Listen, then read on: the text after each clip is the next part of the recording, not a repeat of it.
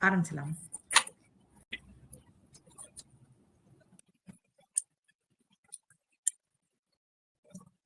திருச்சிற்றம்பலம். ஹர நம பார்வதி பதையே ஹர மகாதேவா. தென்னாடுடைய சுனே போற்றி, எந்நாட்டவர்க்கும் நிறைவா போற்றி போற்றி.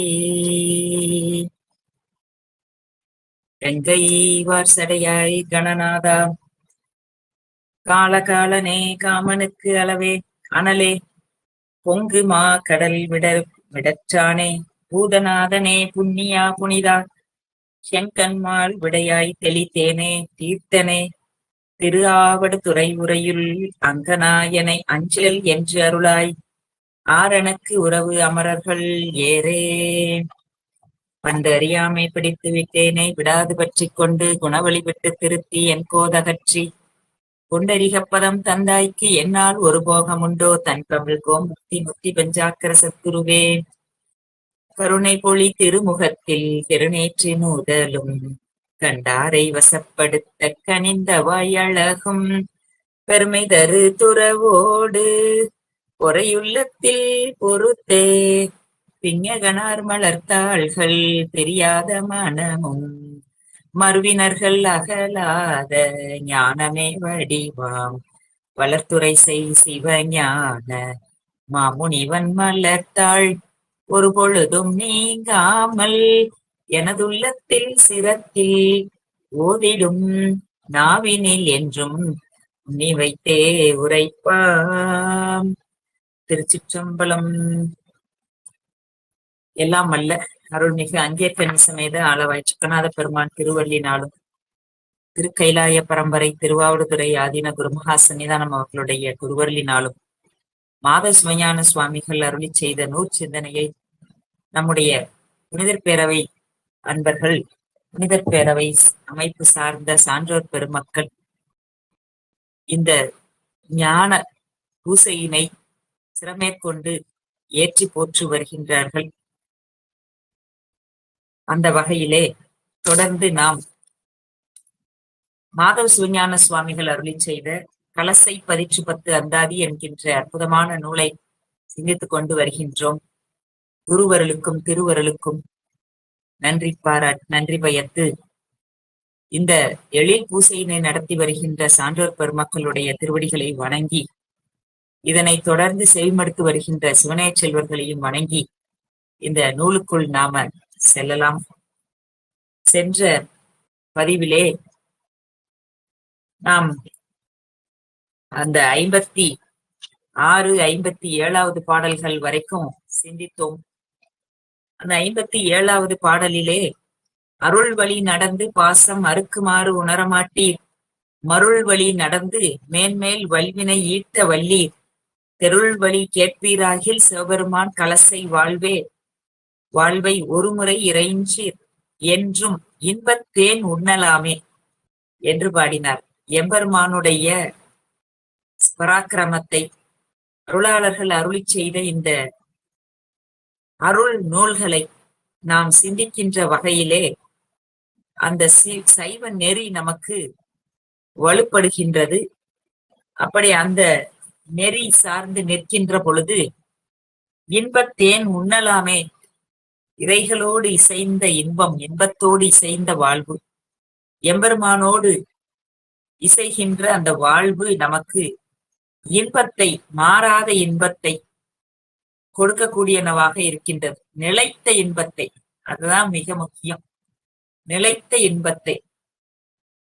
அதனாலதான் இங்க நம்முடைய அருளாளர்கள் எல்லாருமே அந்த அருள் வழி நடந்து, அருள் வழி அருட்சார்பினை கொள்வதற்கு நமக்கு வழிகாட்டுகின்றார்கள்.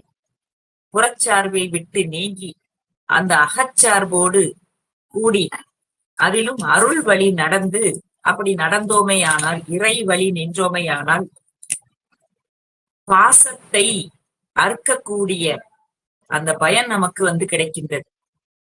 என்னன்னு சொன்னால், இந்த பாசமானது வழுக்கக்கூடியது, அது சடப்பொருள் சார்பு. அதனாலதான் திருக்களிற்றுப்படியார் என்கின்ற நூலிலே, அந்த சாத்திர நூலிலே, சார்பு உணர்ந்து சார்பு கெட ஒளிகின் என்றமையால் சார்பு உணர்தல் தானே தியானமுமாம். சார்பை உணர்ந்து கொள்வதுதான் தியானம். அப்படிப்பட்ட தியானம் சார்பு கெட ஒழுகின் நல்ல சமாதியுமாம். கேதப்பட வருவது இல்லை வினை பற்று. இந்த வினை பற்று கூட நம்மை விட்டு நீங்கும். வினை நீங்குகின்றது, வினை பற்று கூட. ஆசை, அவா, இந்த துன்பத்திற்கு காரணமாக இருக்கக்கூடிய இந்த செயல்கள், ஆணவத்தினுடைய செயல்கள், கண்மத்தினுடைய செயல்கள், மாயையினுடைய செயல்கள், இவைகள் எல்லாம் விட்டு நம்மை விட்டு நீங்குகின்றது என்பதனை இவர்கள் காட்டுகின்றார்கள். இதைத்தான் அந்த திரு உந்தியார் என்கின்ற நூலிலும், உள்ளும் புறம்பும் நினைப்புறின் உன்னுள்ளே மொல்லா அமுதம் என்று உந்தி பெற, முளையாது பந்தம் என்று உந்தி பெற.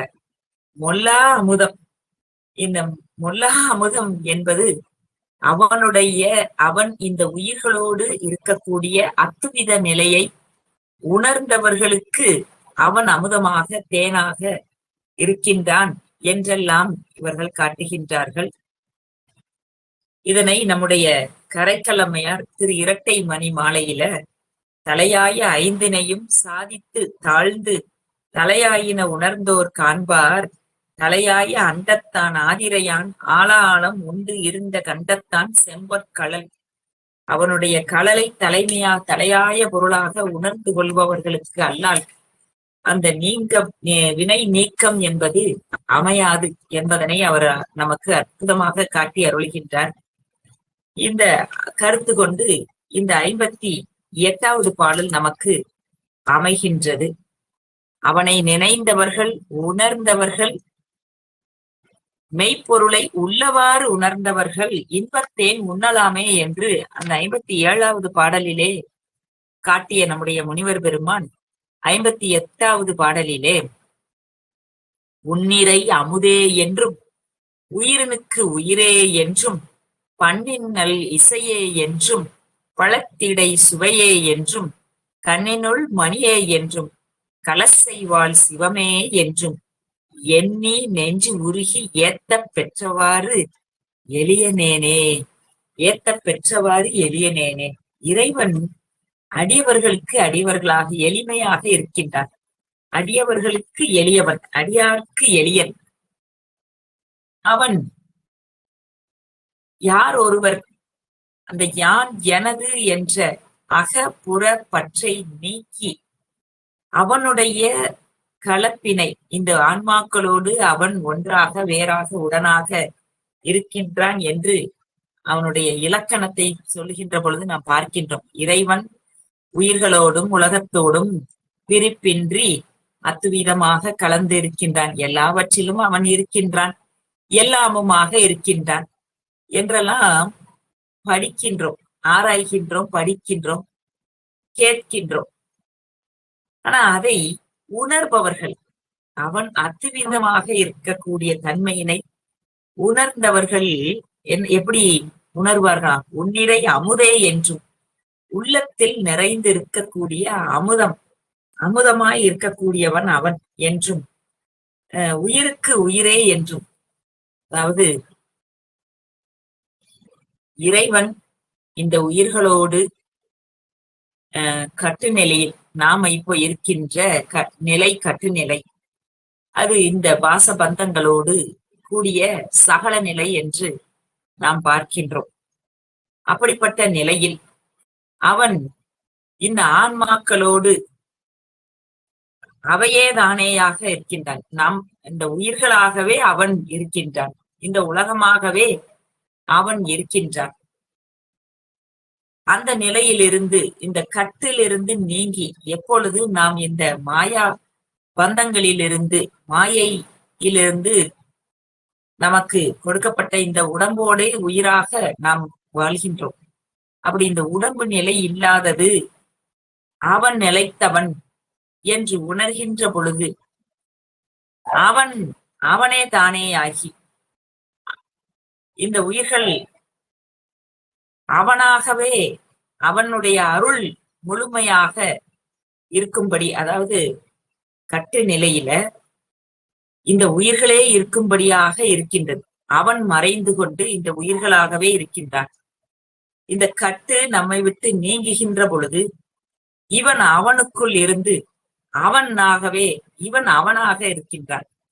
இந்த உயிர்கள் என்ற ஒரு பொருள் இருக்கின்றது என்று சொல்லும்படியாக இல்லாமல் திருவருளே இருக்கக்கூடிய தன்மையாக, திருவருளுக்குள் அடங்கிய நிலையாக, இப்போ சகல நிலையில் இந்த பிரபஞ்சத்திற்குள், உலக விடயத்திற்குள் இருந்து நாம இந்த உடம்பே பிரதானமாக கொண்டு வாழ்ந்து கொண்டே இருக்கின்றோம். திருவருளுக்குள் அடங்கி இருக்கின்ற நிலை வருகின்ற பொழுது திருவருளே பிரதானமாக இருந்து இந்த உயிர்கள் அதற்குள் அடங்கி இருக்கும். அந்த வகையில அப்பொழுதுதான் அந்த உன்னிறை அமுதே என்றும், உயிரினுக்கு உயிரே என்றும், பண்ணின்னல் இசையே என்றும், பழத்திடை சுவையே என்றும், கண்ணுக்குள் இருக்கக்கூடிய மணியே என்றும், கலசைவாழ் சிவமே என்றும் எண்ணி நெஞ்சு உருகி ஏத்த பெற்றவாறு, அப்படி உள்ளவாறு ஏத்த பெறுவதற்கு இந்த கட்டுக்களிலிருந்து நாம் நீங்க வேண்டும். இந்த நான் எனது என்கின்ற பற்று அறுத்தான். இந்த பற்று நீங்கினால் அந்த பற்று நமக்கு அமையும். அதை பற்றுகின்ற பொழுது இந்த பற்று நம்மை விட்டு நீங்கும்.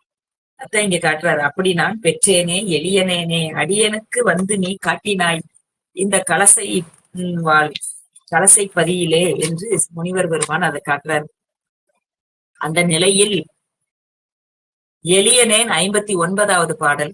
எளியனேன் அறிவில்லாத ஏழையேன், மடவார ஆசைக்கு அழியனேன், உடலே ஓம்பும் கடையனேன், உலக வாழ்வில் புளியனேன், என்னையும் ஆவா குல புகழ் கலசை கோமான் அழியனேன் ஆக கை கொண்டவாறு என்னே என்னே, உன்னுடைய திறம்தான் என்னே என்னே அப்படின்னு அதை வியந்து பாடுகின்றார். அதாவது தவம் சிறிதும் இல்லாத அடியேனை, இந்த கலைஞானங்கள் ஏதும் அறிந்திராத என்னை, எளியனேன் அறிவில்லாத ஏழையன், கலைஞானம் மெய்ஞானம் இப்படி மெய்மையான அறிவு இல்லாத என்னை, பெண்ணாசை களிப்பு மிகுந்தவனும் உடலையே ஓம்பக்கூடிய கடையவனாக இருக்கக்கூடிய என்னுடைய வாழ்வையிலும் உலக வாழ்வியலிலே சுழன்று வருபவனாக இந்த உலகத்திலேயே சுழன்று கொண்டிருக்கின்றேனே, என்னையும் ஒரு பொருளாக கொண்டு குலப்புகழ் வாழ்ந்த இந்த கலசைப்பதி தலைவன் கை கொண்டு அருளியவாறு என்னே என்னே, என்னையும் ஆட்கொண்ட திறம்தான் என்னே என்னே என்று சிவஞான சுவாமிகள் தம்முடைய அந்த அத்துவித கலப்பை உணர்ந்த நிலையில் பாடி அருள் இருக்கக்கூடிய பாடலாக இந்த பாடல்கள் அமைந்திருக்கின்றது. 60வது பாடல். என்னையும் உன்னையும் காட்டாது என்னுள்ளே அன்று தொட்டும் துண்ணியமள வீரத்தின் தொடக்கு அறுத்து அறிவு காட்டி பன்னரும் துரியாதீத பராபர நிலையில் சேர்த்தாய், அந்நிலை பெறலாவண்ணம் அளித்து அருள் கலசை வாழ்வே. ஆக எவ்வளவு அற்புதமா சிவஞான சுவாமிகள் பாடியிருக்கிறார் பாருங்க. என்னையும் உன்னையும் காட்டாது. சுவாமி அந்த மெய்ப்பொருளை உணர்த்துகின்ற பொழுது தன்னை காட்டாது, அவனையும் காட்டாது. என்னுள்ளே அன்று தொட்டு துண்ணிய மலர் வீரத்தின் அந்த அன்றிலிருந்து இன்று வரைக்கும் இருக்கக்கூடிய அந்த ஆணவ மலத்தின் சார்பில் இருந்து உழலக்கூடிய இந்த உயிர்களினுடைய அறியாமையை நீக்கி, அன்று தொட்டு இன்று வரை அப்படின்னா தொடர்ந்து வருகின்ற பிறப்பு நிலையில் பல பிறவிகள், எத்தனையோ பிறவிகள் நம்மை அறியாமல் கடந்திருக்கின்றோம். எத்தனையோ பிறவிகள் புழுவாய் பூண்டாய் பூச்சியாய் பறவையாய் பல்விருகமாகி பாம்பாய் எப்படி என்று விலங்காக மனிதராக தேவராக இப்படி வரிசையா எவ்வளவு பிறவிகள், எத்தனையிலும் எத்தனை பிறவிகள் எப்படியெல்லாம் கடந்து வந்திருந்தோம் என்பது நமக்கு தெரியாது. தெரியாததுனாலதான் இந்த வாய்த்த இந்த பிறவியை நாம அது ஒரு துன்பம் என்று கூட தெரியாமல் இன்பமாக உழன்று கொண்டிருக்கின்றோம். இதுவே இன்பம் என்று உழன்று கொண்டிருக்கின்றோம். அத்தனை பிறவிகளையும் கடந்து இந்த அறியாமை நீங்கும் பொருட்டு, ஆன்மாவினுடைய அறிவினை விளக்கும் பொருட்டு பிறவிதோறும் நமக்கு வினை பயன்களை ஊட்டி கழித்து கொண்டிருக்கின்றாரே. அது சொல்ற என்னையும் உன்னையும் காட்டாது, என்னுள்ளே அன்று தொட்டு என்னையும் காட்டாது. நாம எந்த பிறவியில் பிறந்திருந்தோம் என்பது இதுவரைக்கும் நமக்கு தெரியாது. எத்தனை பிறவிகளை கடந்து வந்திருக்கின்றோம் என்பது தெரியாது. போன பிறவி என்ன பிறவி என்பது நமக்கு தெரியாது இல்லையா? இனி வரக்கூடிய பிறவிகள் எப்படிப்பட்டதுன்னு நமக்கு தெரியாது. எந்த பிறவியில் எந்த அதனால அந்த 7 வகை அச்சு, 4 வகை பிறப்பு, 84 100 1000 யோனி பேதங்கள், இதுல எதுல நாம பிறக்க போறோம், இதுவரைக்கும் எதை கடந்து வந்தோம் என்றெல்லாம் காட்டாது. அந்த பிறவிகள் எல்லாம் தமக்கு கூடவே இருந்து இந்த வினை பயன்களை அனுபவிக்கும் வரைக்கும் எம்பெருமான் நம்மை தாங்கிக் கொண்டு வந்திருக்கின்றாரே, அவரையும் காட்டாது.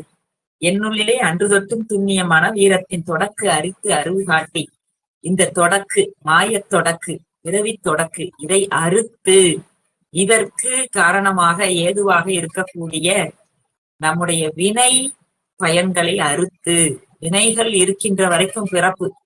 எனவே அந்த தொடக்க அறுத்துங்கிறாரு. அந்த மும்மல கொத்தையெல்லாம் பஞ்சமல கொத்தையெல்லாம் நீக்கினானே என்னுடைய குருநாதன். குருநாதருடைய பார்வை அத்தகை சிறப்புடையது, வினைகள் எல்லாம் நீக்க வல்லது. அவருடைய பார்வை, அவருடைய ஸ்பரிசம், அவருடைய அந்த மந்திரம், அவருடைய வாக்கு, இவைகள் அத்தனையும் நமக்கு மீண்டும் மேலும் மேலும் மேலும் வளர்ந்து கொண்டிருக்கக்கூடிய அந்த தொன்று தொட்டு வரக்கூடிய தொடக்கை அறுக்கக்கூடியது குருநாதருடைய பார்வைதான். அதுல எந்தவித சந்தேகமும் இல்லை. அதனால்தான் உமாபதி சிவாச்சாரியா தம்முடைய குருநாதராகிய மணிஞான சம்பந்தருடைய சிறப்பையெல்லாம் வைத்து வைத்து பாடி அருள்கின்றார். நெஞ்சு விடு தூது என்ற நூல்கள்ல நம்ம இதை பார்க்கலாம். அதனால தொடக்கை அறுத்தார், தொடக்கு அறுத்து அறிவு காட்டி, அறிவு காட்டி அதோடு மட்டுமல்லாமல் இருளை நீக்குவது மட்டுமல்லாமல் ஒளியையும் காட்டி, ஒளி வந்த காலத்தில் இருள் நீங்கும். எனவே குருநாதர் வந்த காலத்து தான் ஆன்மாவினுடைய அறியாமை நீங்குமே அன்றி, குரு என்ற சொல்லுக்கே பொருள் என்ன அப்படின்னா குருட்டை நீக்குபவன் பொருள். குருட்டை நீக்குபவன், அந்த அறியாமையை நீக்குபவன், அந்த அறிவு காட்டி பன்னரும் துரியாதீத பராபர நிலையில் சேர்த்தாய். பன்னரும் அந்த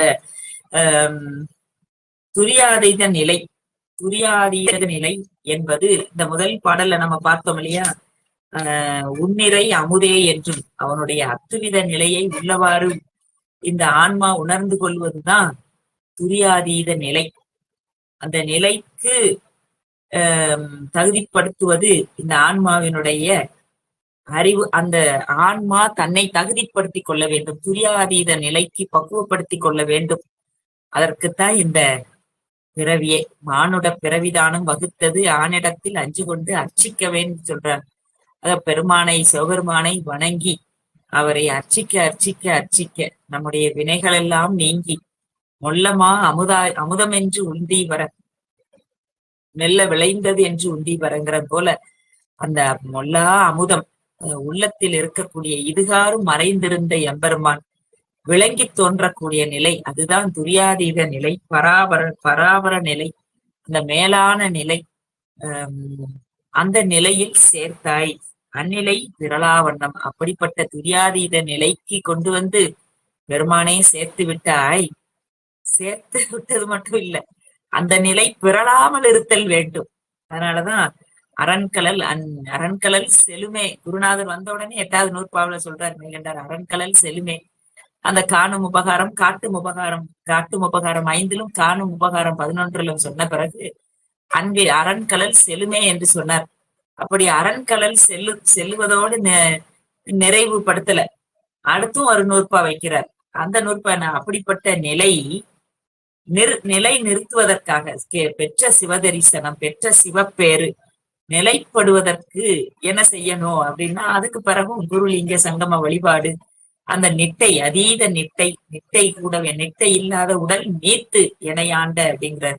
எனவே இந்த உடலானது நிட்டைக்கு பயன்பட வேண்டுமே அன்றி, இந்த உயிரானது உயிரினுடைய பக்குவத்திற்கு, அது அந்த பரமானந்த பொருளினை உணர்வதற்கு, பராபர நிலையில் சேர்த்த பிறகும் அந்த காட்சி நிலைப்படுவதற்கு, அத்துவித நிலையில் இருப்பதற்கு என்ன தேவைப்படுகின்றது? அவனுடைய 5 எழுத்து சாதனம், அந்த குரு லிங்க சங்கம வழிபாடு, எல்லா சாதனம் தான் நமக்கு. இந்த வழிபாடு நம்மை அங்க நிக்க வைக்கும். அத சொல்றார், அந்நிலை பிறழா வண்ணம் அழித்து அருள் கலசை வாழ்வே. பிறழாதபடிக்கு இருக்கும்படிக்கும் நமக்கு 5 எழுத்து பற்றிய சிந்தனை நமக்கு மிக இன்றியமையாதது என்று காட்டுகின்றார். 61. எனவே அந்த சீவன் முக்தி நிலையிலும் பிறழாமல் காத்து அருளுவது அவனுடைய திருவருளே. அதனாலதான் எல்லா பாடல்கள், நிறைய பாடல்கள்ல அஞ்சேல் என்று அருள வல்லாய், அருகார் அமர்ந்து அஞ்சேல் என்று சொல்லக்கூடியவன் அவனை தவிர யார் இருக்க முடியும்? நம்முடைய அருகாக அமர்ந்து அஞ்சேல் என்று சொல்லக்கூடியவன் எம்பெருமான். சரி, 61வது பாடல்.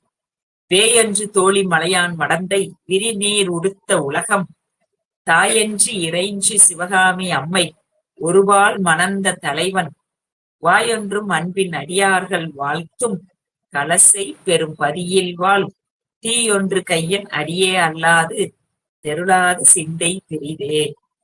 இந்த வேயுறு தோழி, அந்த மூங்கில் போன்ற மென்மையான தோள்களை உடைய அம்மையை பாகமாக கொண்டிருக்கக்கூடிய சிவபெருமான்.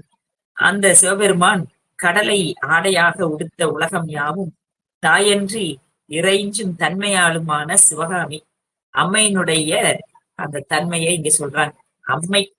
அம்மை எப்பேற்பட்டவள்? தாயன்று முன்னிக் கடலை சுருக்கி எழுந்துடையான்.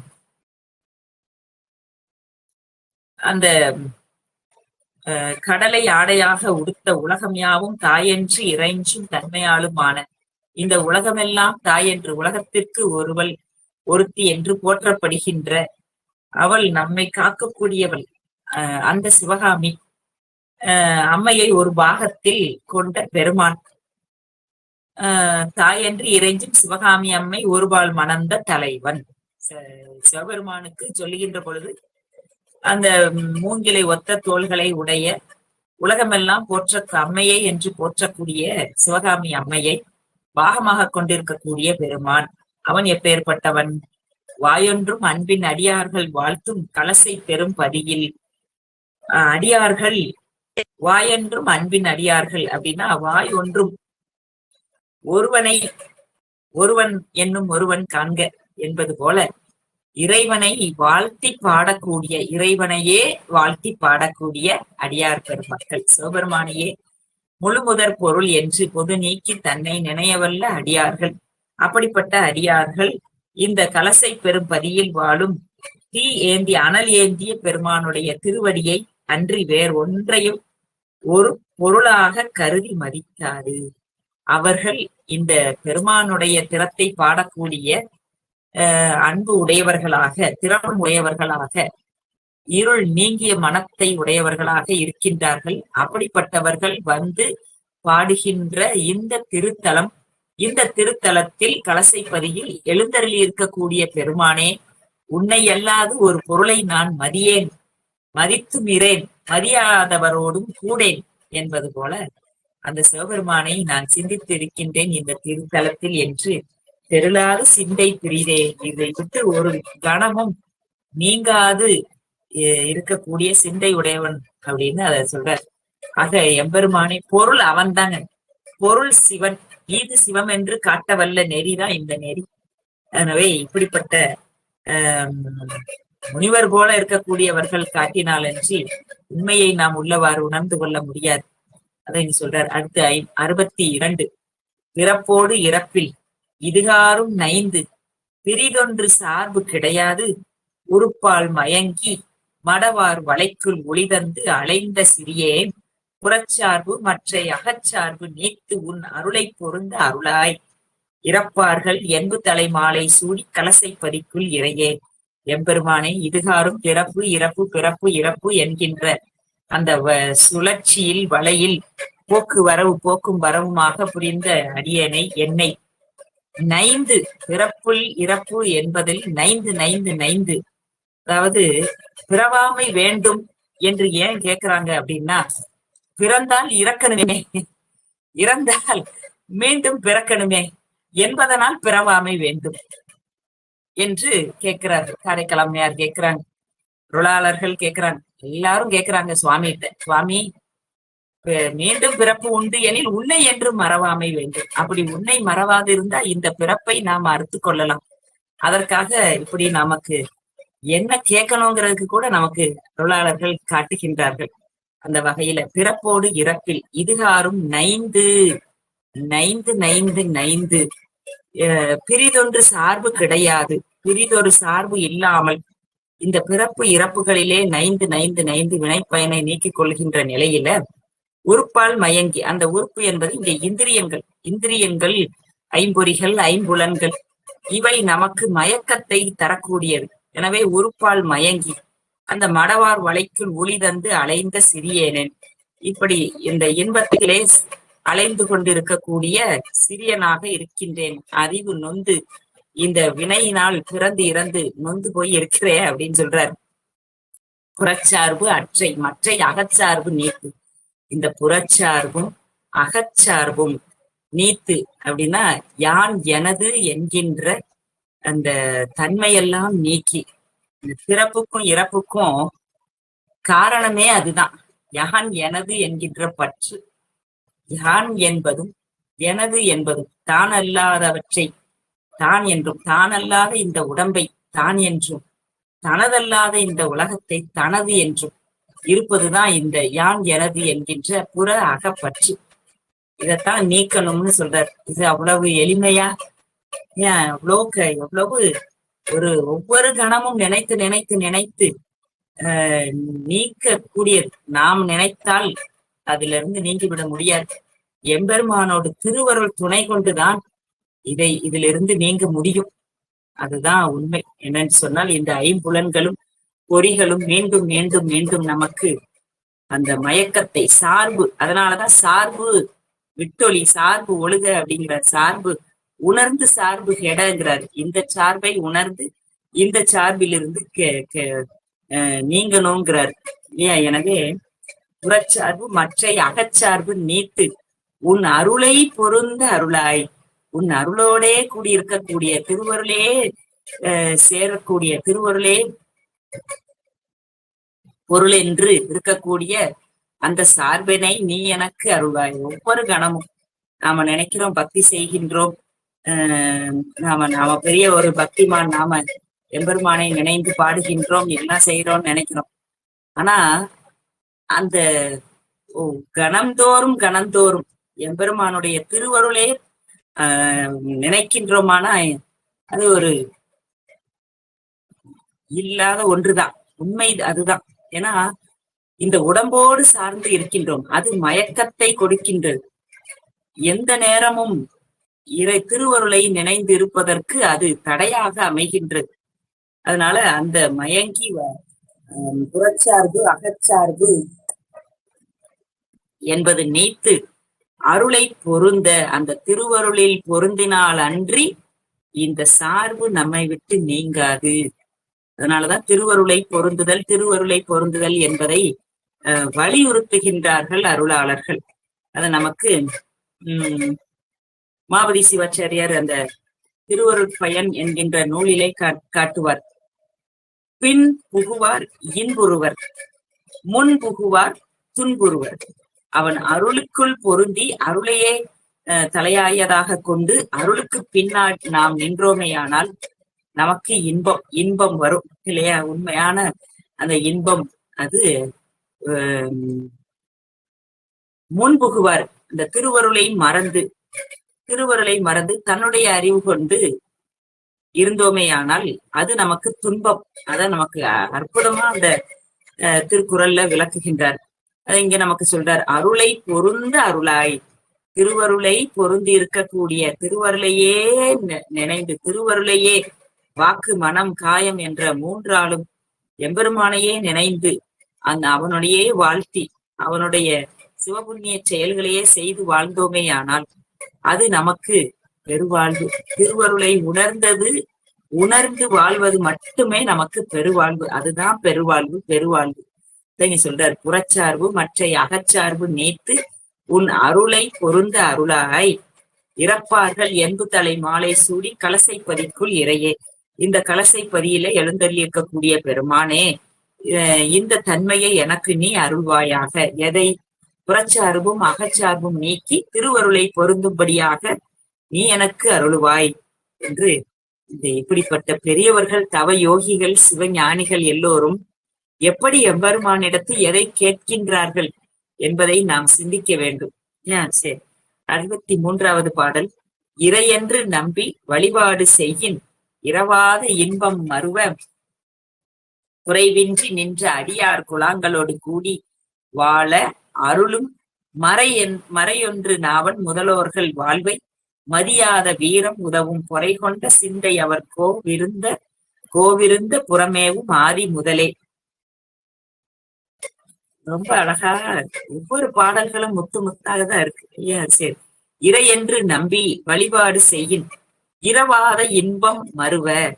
எம்பெருமானை முழுமுதற் பொருள் என்று நினைந்து வழிபாடு செய்யக்கூடியவர்களுக்கு அந்த இரவாத இன்பம், மற்ற இன்பம் இறக்கக்கூடியது, மற்ற இன்பம் வந்து போகக்கூடியது, கேட்பதையெல்லாம் கொடுப்பதற்கு பல இருந்தாலும் அந்த எம்பெருமானை நினைந்து வழிபாடு முறைமையாக வழிபாடு செய்பவர்களுக்கு இரவாத இன்பம் எப்படி கிடைக்குதான்? குறைவின்றி நின்ற அடியார்க்கு அந்த இரவாத இன்பத்தை குறைவின்றி அனுபவித்துக் கொண்டிருக்கக்கூடிய சிவனைய செல்வர்கள், அடியார்கள், அடியார் பெருமக்கள், அந்த தொண்டர்கள் குழாங்களோடு கூடி வாழ அருளும். கூடி அவர்களோடு கூடி பதிகம் பாடி வழிபாடு செய்யக்கூடிய பதிகத் தொண்டர்னே ஒரு பாட்டுல காட்டுகிறார். நம்ம முன்னாடி பார்த்தோம், பதிக தூய் தொண்டர் அப்படின்னு பார்த்தோம். அதனால அந்த பதிகங்களை எல்லாம் பாடி முறைமையாக வழிபாடு செய்யக்கூடிய அடியார் கூட்டங்களோடு கூடி வாழ்வதற்கு நீ அருள்வாய். வாழ அருளும் மறையொன்று நாவன் முதல்வர்கள் வாழ்வை மதியாத வீரம் உதவும். அந்த நான்முகன் போன்றவர்களுடைய வாழ்வை ஒரு பொருட்டாக மதிக்காத வீரத்தை அருளும். எப்படி கேட்கிறாரு பாருங்க சுவாமிகிட்ட. அடியார் கூட்டத்தோடு என்ன வையி, அந்த படைத்தல் காத்தல் தொழிலை செய்து கொண்டு அதை வீரம் என்று நினைந்து கொண்டு இருக்கக்கூடியதை நான் வீரம் என்று போற்றாத தன்மையை எனக்கு நீ அருள்வாய். இப்படியெல்லாம் முனிவர் பெருமானால் மட்டும்தான் கேட்க முடியும். அப்படிப்பட்ட அவர்களோடு, அதனாலதான் இந்த சிவஞான சித்தியார்ல முதல் பாடல்லே வைக்கிறார், பிரமன் மால் தேவை என்ன செய்யும் தேவை, அவர்களுடைய செல்வமெல்லாம் ஒன்றோ என்று என்ன செய்யும் தேவை. அவர்கள் திருமாலுடைய செல்வமெல்லாம் செல்வமா இல்ல, எம்பெருமானை நினைத்த அடியார் கூட்டத்தில் இருக்கக்கூடிய செல்வமே செல்வம். செல்வமே செல்வன் செல்வன் கடலேற்றும் செல்வம் செல்வமே.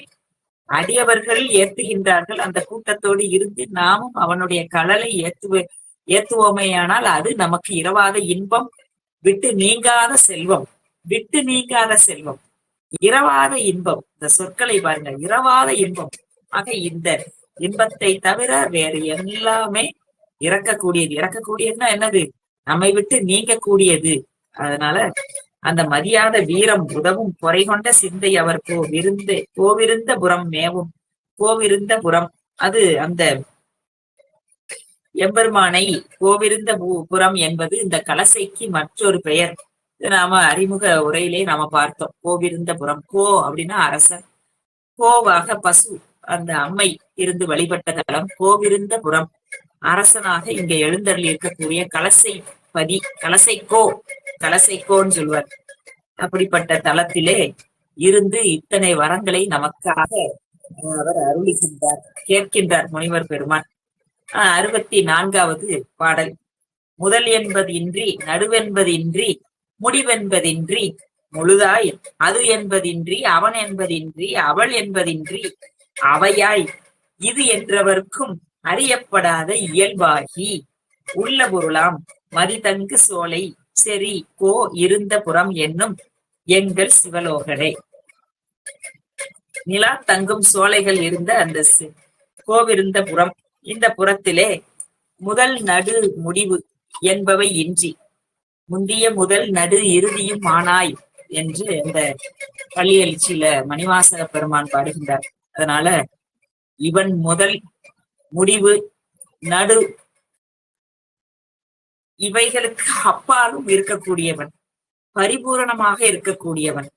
அவன், அவள், அது, இது, அவை என்று சுட்டறிவால் யாராலும் அறியப்படாத இயல்பு உடையவன். இவன் இப்படிப்பட்டவன், இன்னிறத்தன், இன்ன தன்மையன் என்று எழுதி காட்ட ஒண்ணாதே என்று நமக்கு சொல்றாங்க. இந்த கருத்தினை சாத்திர நூல் ஆசிரியர்களும் சொல்றாங்க. திருமுறைகளும் பல இடங்கள்ல பதிவு செய்திருக்கின்றது. இன்ன தன்மை என்று நம்முடைய அறிவால் சுட்டி உணர முடியாது அவன். அதனாலதான் வாக்கு மனத்திற்கு அப்பாற்பட்ட வாக்கு மனாதீத கோசரமாய் உள்ளவன். வாக்காலும் மனத்தாலும் எண்ணி அறியப்படாதவன். ஆனா அவன் அறியவே படாதவனா அப்படின்னா இல்ல. கோசரமாய் அகப்படுபவன், அடியவர்களுடைய அன்பிற்கு அகப்படுபவன், பதிஞானத்திற்கு எட்டுபவன், பாசபசு ஞானங்களுக்கு எட்டாதவன். அப்படிப்பட்டவன் இறைவன். அதனால முதல் நடு முடிவு என்ற தோற்றம் இருப்பு மூன்றையும் முதல் நடு முடிவு அப்படின்னாவே தோன்றி நின்று அழியக்கூடியது அப்படின்னு பொருள். அப்ப தோன்றி நின்று அழியக்கூடியது அப்படின்னு சொன்னா அது உலகத்தைத்தான் குறிக்கும். ஒரு பொருளுக்கு தோற்றம் சொல்லப்பட்டால் அது ஜட பொருள். ஒரு பொருளுக்கு இருப்பு காட்டினா அந்த தோன்றப்பட்ட பொருள் இவ்வளவு காலம் அது காலத்துக்குள்ள வந்துரும். ஆக இடம் எல்லை காலத்துக்குள்ள வரக்கூடிய பொருள்கள் அது சடப்பொருள். தோற்றுவிக்கப்பட்ட பொருள் என்று ஆயிரும். முடிவு, அந்த பொருளுக்கு முடிவு சொல்ல முடியுமே, ஆனால் அதுவும் என்னது, கால எல்லைக்கு உட்பட்ட காரிய பொருளே.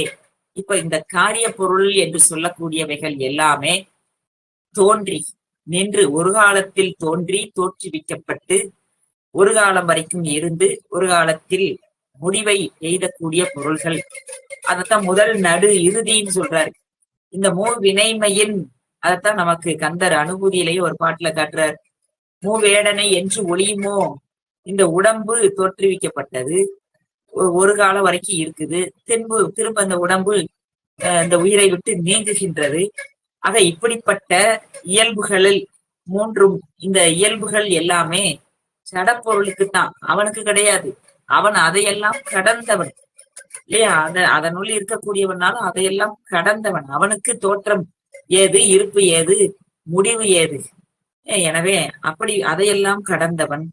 அவன் அவள், அது இது அவை என்று அந்த சுட்டு ஆயிரும். அவன் சுட்டக்கூடிய பொருளா இல்ல. இந்த தோன்றி நின்று அழியக்கூடிய பொருள்கள் தான் சுட்டு பொருள்கள். ஆன்மா அறிவினால் இன்ன பொருள் என்று சொல்லப்பட்டால் அது ஜடம். ஆன்மா அறிவினால் சுட்டு அறியக்கூடிய பொருள்கள் எல்லாமே சடம்தான், அது சடப்பொருளே. அப்படிப்பட்ட பொருள் அவன் அல்ல. அவள், அது என்று சுட்டழிவினால் யாராலும் அறியப்படாத இயல்புடைய பெருமான் பொருள் அவன். எனவே அந்த அவனை இந்த எப்படி அறிவது? சுட்டறிவு என்பது தத்துவ கருவிகளால், நமக்கு கருவிகள் இருக்கிறதுனால நாம சுட்டி அறிகின்றோம். அவன் சுட்டி அறியக்கூடியவன் அல்ல, சுட்ட அறிவுக்கு உடைய பொருளும் அல்ல, அப்பாற்பட்டவன். ஆக அத நமக்கு ரொம்ப அற்புதமா சொல்றார். அவன் அது என்பதின்றி, அவன் என்பதின்றி, அவள் என்பதின்றி, அவையாய் இது என்றவர்க்கும் அறியப்படாத இயல்பாகி, இப்படி அவன் இப்படிப்பட்டவன், இந்த நிறத்தன், இந்த வண்ணத்தன், இப்படிப்பட்ட இயல்புடையவன் என்று யாராலும் சுட்டி காட்ட முடியாது என்று காட்ட முடியாத பொருளை உடைய பெருமான் இயல்பாகி உள்ள பொருளாம் மதிதங்கு சோலை செறி கோவிருந்த புறம் என்னும் எங்கள் சிவனே. எங்கள் சிவபெருமான் எப்படிப்பட்டவன்? யாராலும் சுட்டி அறிய முடியாத பரம்பொருள் என்று இதுல சொல்றார். அடுத்தது சொல்றார் பாருங்க, 65. சிவந்தாரும் அவர் காரியாரும் ஆவர், வெளியாரும் ஆவர், செழும் பொன் உவந்தாரும் ஆவர், பசியாரும் ஆவர், ஒளிவண்ணர் ஆவர், தளலாய் நிவந்தேவேஞ்சர் முகில் வண்ணர் தங்கள் நினைவிற்கும் எட்ட அரியர். அவன்தான் இல்லாத கலசை பதிக்கன், அவன்தான் இல்லாத கலசை பதிக்கன் அமர்ந்தாரும் அவராரே. அவன் எப்படிப்பட்டவன்? சிவப்பு நிறத்தவனா இல்ல, கருமை வண்ணவரா இல்ல, வெண்மையானவரா இல்ல, செழுமையான பொன்னிறத்தே இல்லவரா, இப்படி எல்லாம் இல்லைங்கனாலும் அப்படிப்பட்டவனும் அவன்தான். செவ்வண்ணனும் அவன்தான், சிவப்பு நிறம் உடையவன் அவன்தான், பொன்னிறத்தவனும் அவன்தான்.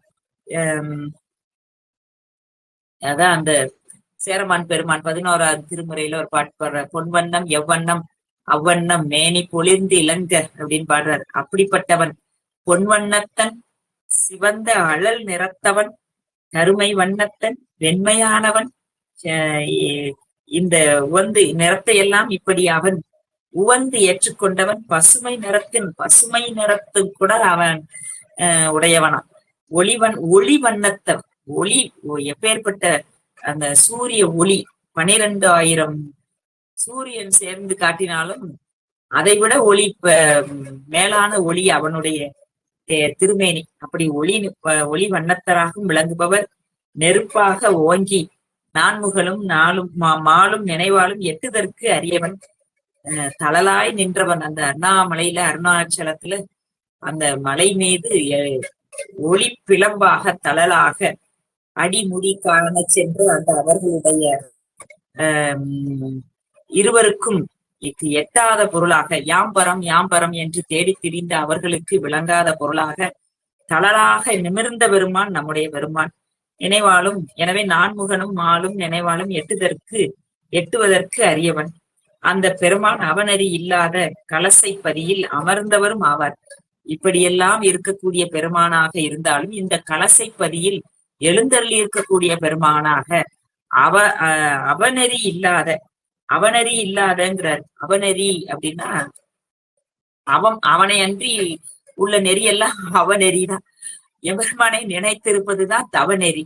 அத்தில்லாத நெறி அத்தனையும் அவநெறியே அப்படின்னு அதை சொல்றார். இங்க விரிஞ்சர் என்பது நான்முகனையும், முகில்வண்ணர் என்பது திருமாலையும், நிவர்த்தி, பிரதித்தை, வித்திய, சாந்தி, அதீத கலை என்று பஞ்ச கலைகள் அதையெல்லாம் இந்த பாட்டுல வைத்து நமக்கு காட்டுகின்றார். சிவந்தாரும், இந்த பாடல் இன்னொருக்க பார்க்கலாம்.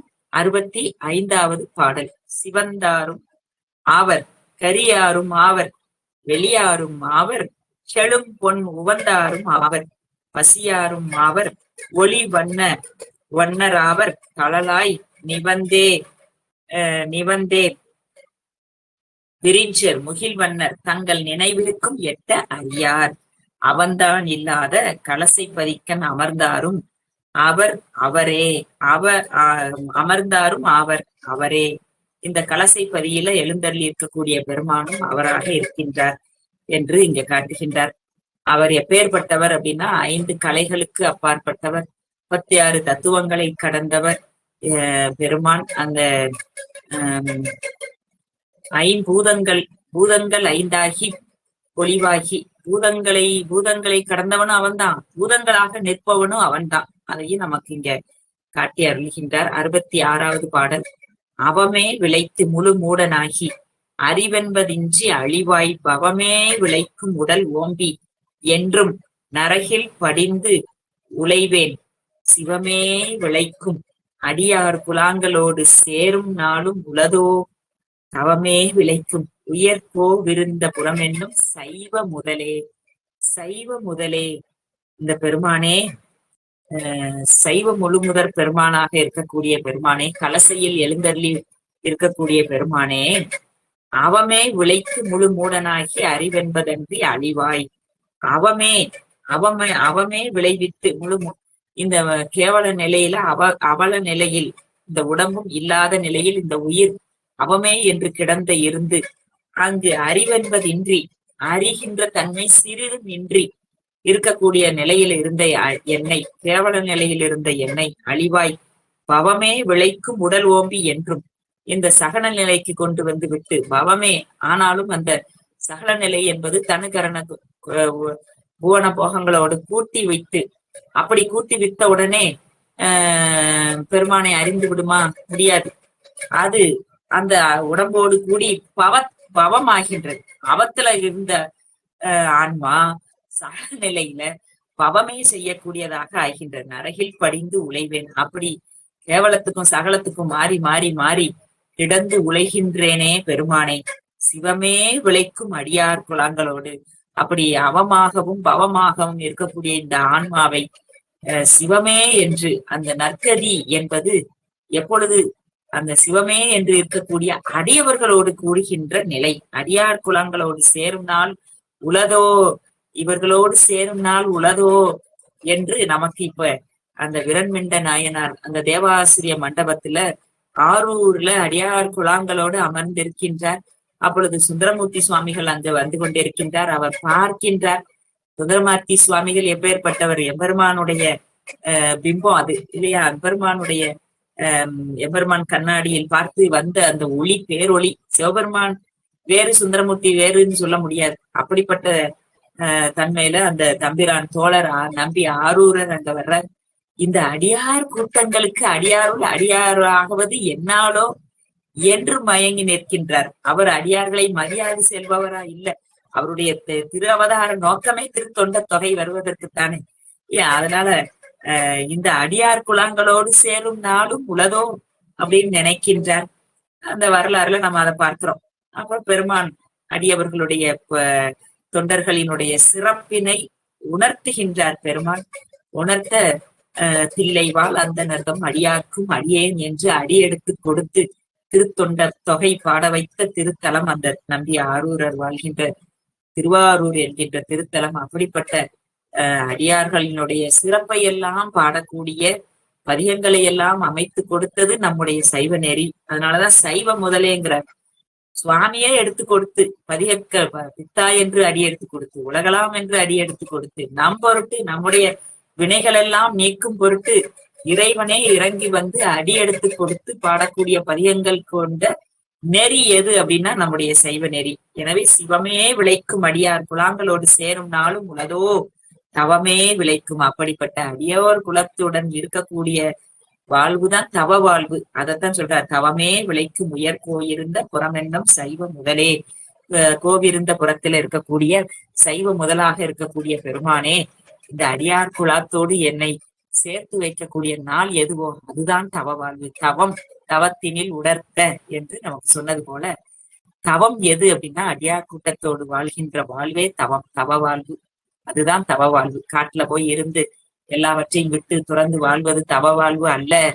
அடியார் கூட்டத்தோடு இருந்து தொண்டருக்கு தொண்டராம் புண்ணியமே என்று தொண்டருக்கு தொண்டு செய்யக்கூடிய வாழ்வுதான் பெருவாழ்வு, தவ வாழ்வு, சிவ வாழ்வு என்று சொல்லி இந்த 66வது பாடலோடு அடியன் இந்த சிந்தனையை நிறைவு செய்து எஞ்சி இருக்கக்கூடிய பாடல்களை விரைவாக அடுத்த பதிப்பிலே நாம பார்க்கலாம். நல்லதொரு வாய்ப்பினை நல்கிய புனிதர் பேரவை சார்ந்த அன்பர்கள், சான்றோர்கள் அத்தனை பேருக்கும் அடியனுடைய பணிவான நன்றியை வணக்கத்தையும் தெரிவித்து மாதவ சிவஞான சுவாமிகளுடைய திருவடியை எப்போதும் வணங்கி நிறைவு செய்கின்றேன். திருச்சிற்றம்பலம். வான்முகில் வளாது பெய்க மலிவளம் சுரக்க மன்னன் கோன்முறை அரசு செய்க குறைவில்லாத உயிர்கள் வாழ்க நான்மறை அறங்கள் ஓங்க நற்றவம் வேள்வி மல்க மேன்மைக்கொள் சைவ நீதி விளங்குக உலகமெல்லாம். திருச்சிற்றம்பலம், திருச்சிற்றம்பலம், திருச்சிற்றம்பலம்.